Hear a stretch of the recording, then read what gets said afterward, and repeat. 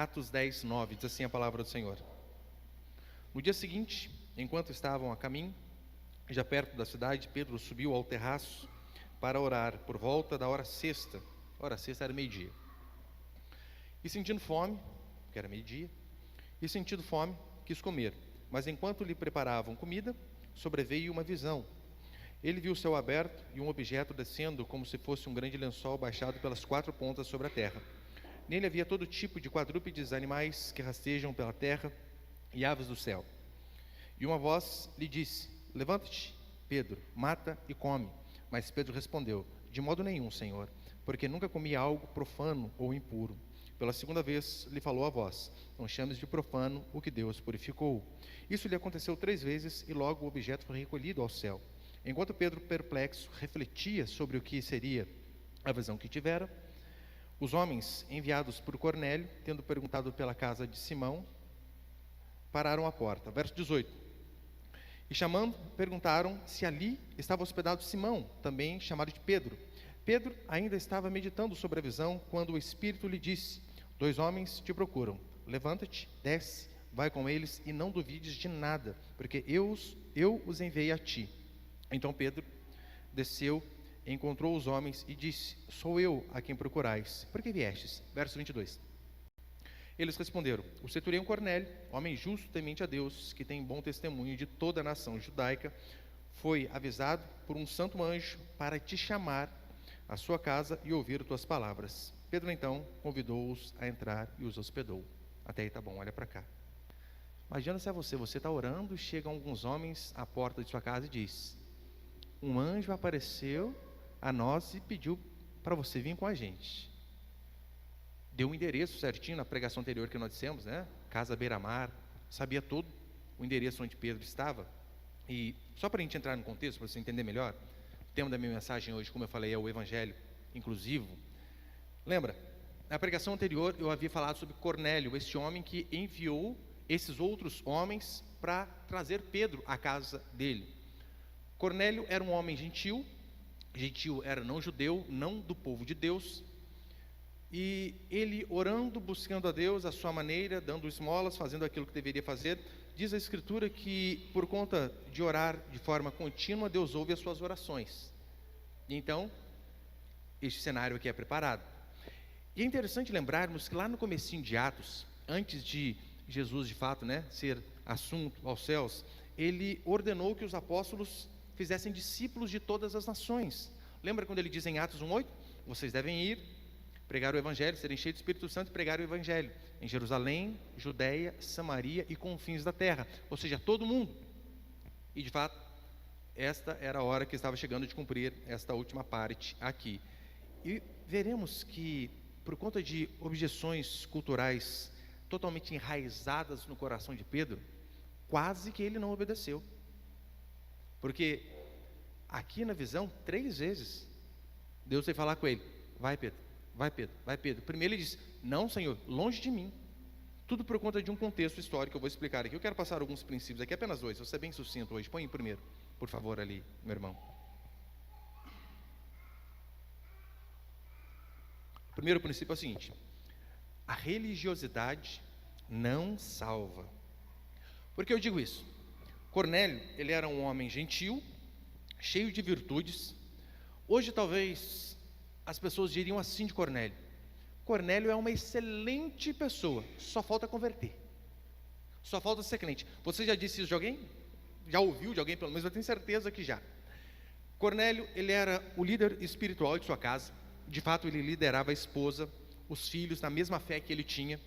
Cornélio, ele era alguém que influenciou espiritualmente não apenas a sua casa, mas as pessoas que estavam ao seu redor. Os soldados, as pessoas que trabalhavam com ele, como ele era um centurião, influenciou aquelas pessoas. Cornélio, como nós lemos aqui, ele tinha o testemunho não de muitas pessoas, mas olha o que o texto diz: de toda nação judaica. Imagina isso, falarem a seu respeito: quem? O fulano lá? Toda Pindamonhangaba testemunha que é alguém justo. Era isso que diziam a respeito de Cornélio. Ele de fato deixava a marca do seu caráter, da sua fé e da sua generosidade por onde ele passava. Lembra? Ele era alguém temente a Deus, orava de contínuo, Diz a Escritura que era alguém extremamente generoso, um testemunho que por vezes hoje nós não vemos nem em cristãos, que oram de contínuo, que têm bom testemunho e que são generosos. Todavia, religiosidade, piedade e moralidade têm o seu valor, mas por si só elas não salvam. É isso que nós vemos na vida de Cornélio, e é assim que acontece também. A sinceridade, ela não é suficiente para que as pessoas possam ser salvas, para que as pessoas possam ir ao céu. A teoria de que toda religião é boa, que todos os caminhos levam a Deus, é mentira. Não caiam nesse papinho. O que importa é um coração sincero. Primeiro que Jeremias vai dizer que corrupto e enganoso é o coração do ser humano. Então esse papinho de que o fulano tem um bom coração, não tem, ninguém tem. A Escritura diz que ninguém tem. Mas Cornélio ainda assim, a Escritura diz que ele era sincero, virtuoso, ele era alguém exemplar, generoso, dava esmola, mas ainda assim não era salvo. Não era salvo. É necessário que algo acontecesse, é o que de fato nós veremos aqui no decorrer de hoje, das próximas quartas, quando Pedro vai pregar o evangelho a ele e sua família.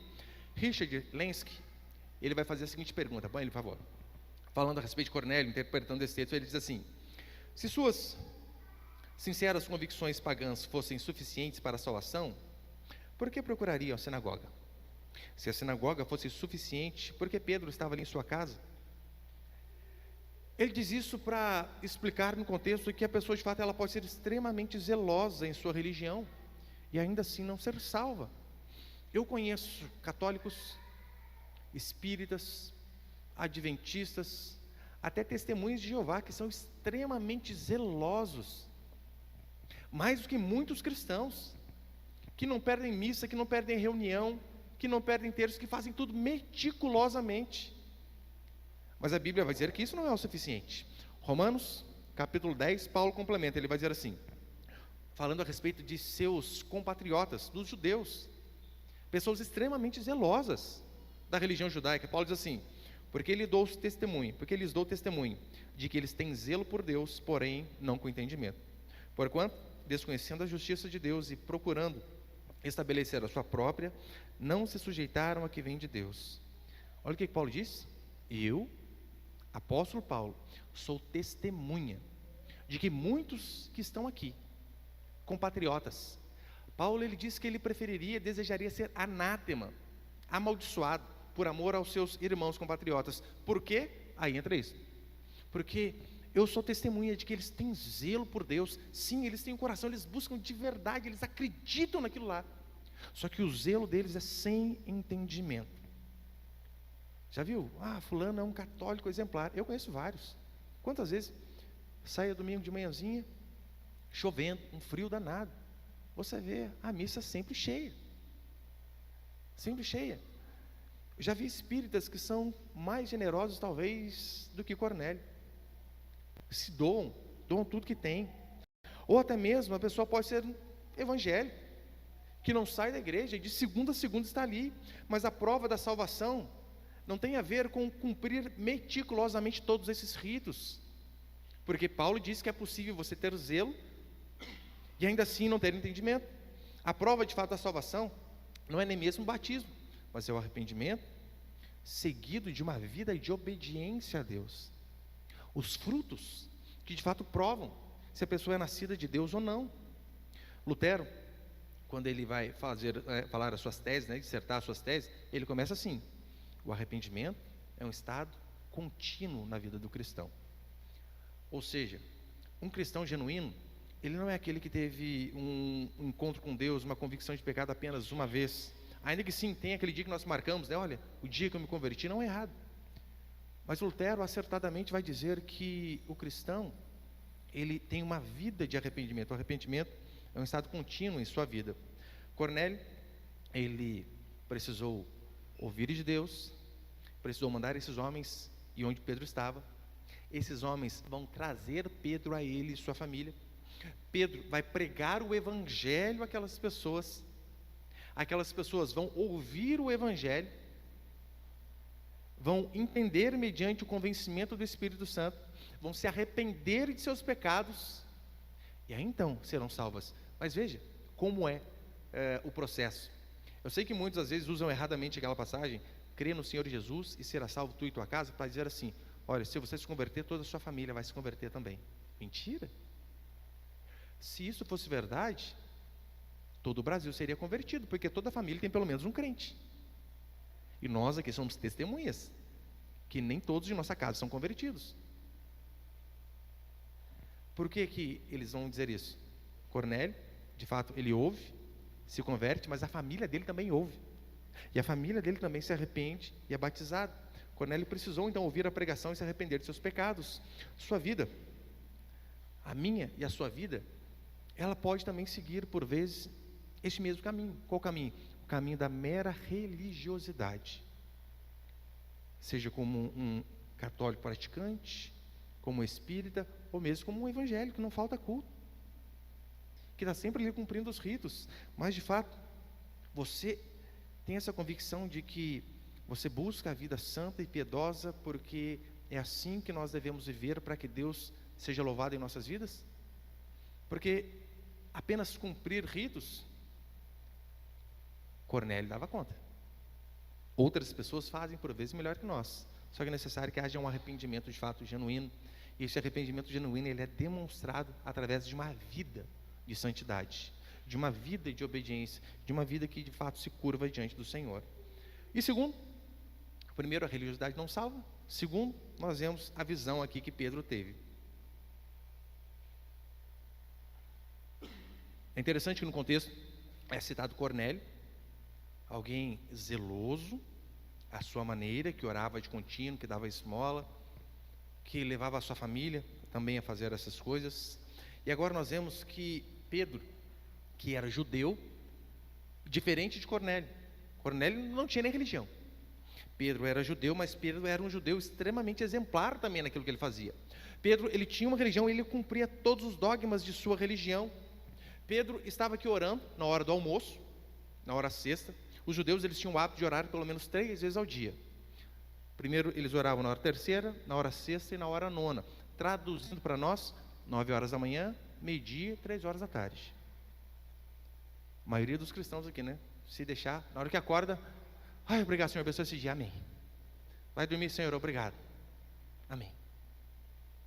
Isso quando a preguiça não é tamanha que eles vão orar e dizem assim, Senhor, ai, mesma oração de ontem, o Senhor sabe, né? Dorme. Pedro era alguém extremamente exemplar. E é interessante que, enquanto Cornélio orava, Deus falou com ele. Nós vemos Pedro orando e Deus falando com Pedro. Você reparou que não tem como eu e você que somos cristãos fugir da oração? Oração é o básico, é o pilar elementar do cristianismo, é falar com Deus, é buscar a Deus, é colocar diante do Senhor as nossas necessidades, petições, como Paulo vai dizer em Filipenses. Orar é fundamental. Pedro então está orando, e ele tem essa visão aqui no versículo 10. E repara comigo, versículo 10, leia comigo de novo aí, só o versículo 10. E sentindo fome, quis comer, mas enquanto lhe preparavam comida, sobreveio um êxtase, ou uma visão. Agora, olha o versículo 14. Mas Pedro respondeu, lembra depois de Deus dar a visão, lençol descendo, toda sorte de animais puros e impuros, e Deus falar com ele, Pedro, mata e come. É Deus mandando. Olha o que Pedro disse. Mas Pedro respondeu, de modo nenhum, Senhor. Ou seja, ele chama de Senhor e de Deus, mas primeiro ele disse, não. De modo nenhum. De modo nenhum, Senhor. Porque nunca comi algo profano ou impuro. Então aquela voz reafirma mais 2 vezes, 3 no total, e Pedro, de fato, começa a ficar pensando o que seria aquilo lá. Agora, você pode pensar assim, Pedro, você era incrédulo demais. Talvez eu e você no lugar dele faríamos a mesma coisa. Porque qual era o contexto judaico da época ali do 1º século? Havia uma distinção enorme entre judeus e gentios. Era uma barreira basicamente intransponível e bem significativa. A observância rigorosa ali da lei de Moisés, principalmente das leis alimentares, lembra? Eles não podiam comer de qualquer coisa. Não podia. Aquilo ali de fato simbolizava a separação do povo de Deus e do povo ímpio. Como eles oravam e aquilo que eles comiam. Isso fazia essa distinção. E Pedro, de fato, era um judeu devoto. Só que ele recebe uma visão que desafia suas convicções e suas tradições. Você imagina, a vida inteira você aprender de uma maneira. Então, de repente, na hora, Deus fala assim, agora é desse jeito. Você, tá bom, vou fazer. Não, há uma vida por detrás. Não é assim? Eu fui católico 21 anos. 21 anos. Era no automático, eu passava na frente de uma igreja, nem sabia por quê, mas fazia. O Nossa Senhora não saía do meu vocabulário. Qualquer coisa, Nossa Senhora, Nossa Senhora, Nossa Senhora. Era normal. Comer carne na sexta-feira santa, jamais. Quase igual o Pedro aqui, nunca, Senhor. Se você foi católico também, você sabe, isso aí faz parte, ainda mais do que na região que nós vivemos. Aparecida. Nasci em Guará, mas cresci e vivi em Aparecida. Depois mudei terra da padroeira do Brasil. Depois mudei para Guará, terra de Frei Galvão. Estamos do lado de Canção Nova, Cachoeira Paulista. Veja o lugar que a gente está. Agora se coloca no lugar de Pedro. Daí do nada você, não precisa mais fazer em nome do Pai quando você vai na frente da igreja? Pode comer churrasco sexta-feira santa? Tá de brincadeira. Eu demorei para entender isso. Falei, não, bacalhau e olha lá. Então provavelmente nós faríamos algo aqui parecido com Pedro. Só que a voz divina lhe dizia, não chame de impuro aquilo que Deus purificou. Em relação à alimentação, Deus ali está dando de fato um basta, dizendo, não há nada que seja impuro mais aqui. A partir de agora, Pedro, as coisas mudaram. Pedro, você pode desconsiderar a lei mosaica em relação à alimentação a partir de agora. Esquece. Agora é um novo tempo, Pedro. Está abolido todas essas restrições. Traduzindo para miúdos, Deus estava dizendo assim para Pedro, Pedro, x-bacon, pancetinha, torresmo, está liberado agora, Pedro. É basicamente isso aqui que ele estava dizendo. Só que a vida inteira, Pedro não chegava nem perto. Alguns comentaristas judaicos da época dizem que, de fato, um judeu raiz, ele nem comprava carne de açougueiro que não era judeu. Vai saber onde o cara pôs a mão, um cara impuro, não como. Assim eles eram. Paulo já tinha entendido isso lá na frente. Só que para Pedro, ele tinha acabado de aprender. Então por isso que ele pegou e deu uma titubeada ali. Mas o significado maior, e é nisso aqui que eu quero encerrar, o significado maior aqui, não era em relação à alimentação. A partir deste momento está liberado o x-bacon, carne de porco para nós. Não é isso. Ainda que nós não vemos problemas em relação a isso. Eu adoro x-bacon, gente, meu Deus do céu, aquela é glória. Mas o significado maior aqui da visão não tem a ver com relação a animais puros e impuros, nem com aquilo que se pode comer, mas sim em agora Deus está aceitando um povo que a princípio não era seu povo. É Deus abrir as portas da igreja para os gentios. É isso aqui que Deus está dizendo para Pedro, e Pedro vai demorar um pouquinho para entender, mas depois ele finalmente entende, é isto. Agora não há mais distinção entre judeus e gentios. Agora o evangelho deve ir a todos, e todos podem fazer parte da igreja de Deus. Este era o significado aqui. Tanto é que Lutero, ele viu a visão de Pedro como uma revelação da nova aliança. De que forma? Ora, uma confirmação de que os gentios naquele momento estavam sendo incluídos na igreja. Lembra como era o antigo tempo? Os gentios, por mais que haviam se convertidos ali, os prosélitos, eles não podiam entrar no mesmo lugar de judeu. Havia o pátio dos gentios e o dos judeus. Não podia orar junto. Agora Deus vem e diz, Pedro, acabou. Agora até os mais profanos que se arrependem de seus pecados, esses podem vir sim. João Calvino, ele interpreta a visão de Pedro como a confirmação de fato do evangelho para todas as nações. Ele diz que em relação à restrição alimentar é a mesma coisa. Agora não existe questão de puro e impuro. Porque lembra quando Jesus diz assim? Que não é aquilo que entra na nossa boca que nos deixa impuro, mas sim o que sai. Provavelmente Pedro começa a entender isso depois que ele tem esse feeling aqui. O Senhor já tinha falado lá atrás. Não é o que entra em nós que nos faz mal ou bom, mas sim o que sai. Ou seja, o evangelho, ele é de fato inclusivo, totalmente inclusivo. E é preciso que eu e você reconheçamos que a palavra de Deus, ela é para todos, redundantemente, sem exceção, para todos. O corpo de Cristo, de fato, é um lugar da diversidade. Por que eu digo isso? Ora, nós devemos atuar de forma intencional para incluir na igreja até aquelas pessoas que são mais diferentes de nós. Totalmente diferente, não há problema. Devemos celebrar de fato a diversidade dentro do corpo de Cristo, refletir por vezes em nossos preconceitos. Já percebeu que às vezes vem uma pessoa com um estereótipo diferente e a gente fica meio com o pé atrás? Sei não, hein? A gente é assim. Praticar a inclusão, o amor ao próximo é fundamental.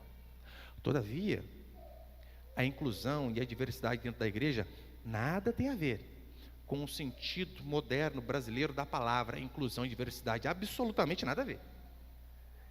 O evangelho, ele deve ser levado a toda diversidade de crenças.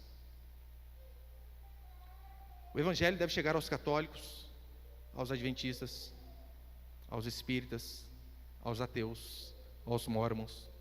Cornélio foi a porta da inclusão. Cornélio foi o começo dos gentios serem incluídos na igreja.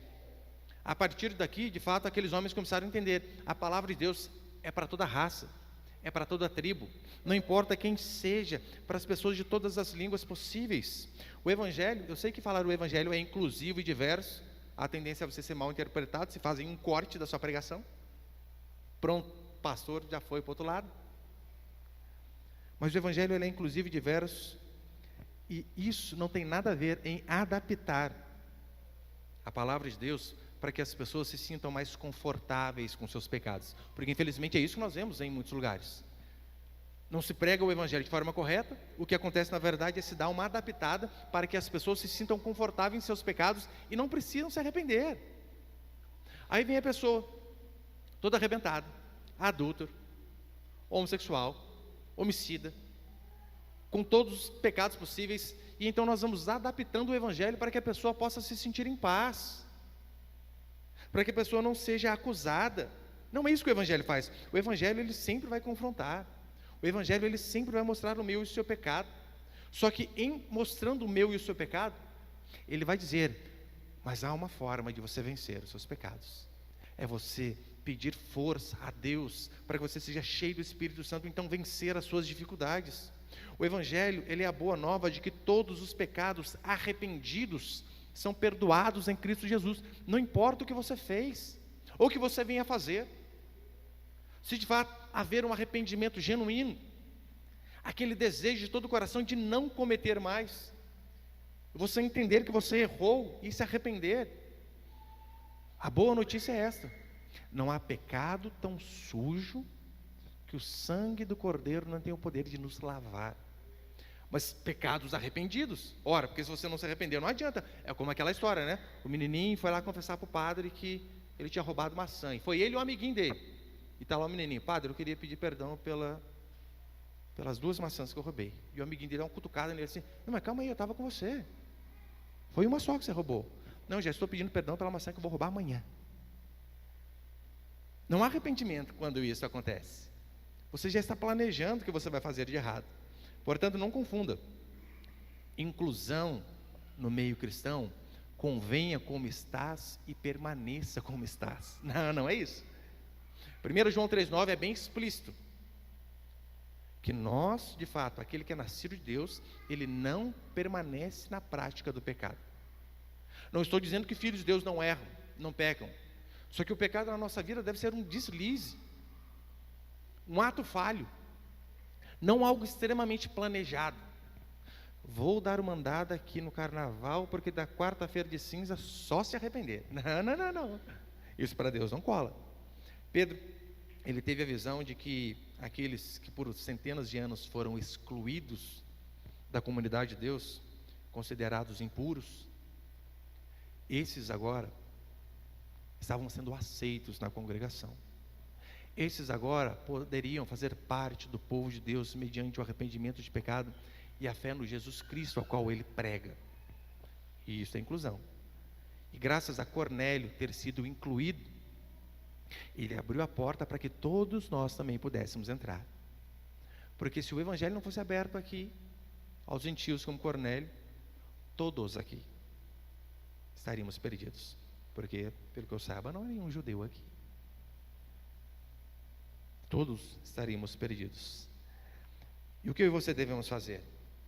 Já que o Senhor, em sua graça e misericórdia, abriu as portas de sua igreja e do evangelho para que nós pudéssemos ser incluídos, o que nos resta é, de fato, propagar essa mesma mensagem como nós vemos aqui em todo o livro de Atos. Pessoas dotadas de conhecimento ou pessoas incultas. Apóstolos que já eram versados em algum conhecimento e pessoas que acabaram de se converter. Todas levando o evangelho. Acho que algumas quartas-feiras eu preguei, sobre, diz a Escritura que o evangelho, ele avançou em todo o Império Romano, em todo o mundo conhecido naquela época, através de pessoas comuns que pregavam. E o pregar ali não tem nada a ver com um púlpito, com uma Bíblia aberta, com pessoas sentadas. Não. Ali, o real sentido da palavra é tagarelavam a palavra de Deus. Ou seja, pessoas comuns, como nós, por tagarelar aquilo que aprenderam de Deus, foram instrumentos para que muitas e muitas vidas fossem alcançadas. Então, que Deus possa fazer de mim e de você, meu querido irmão e irmã, este propagador de boas novas.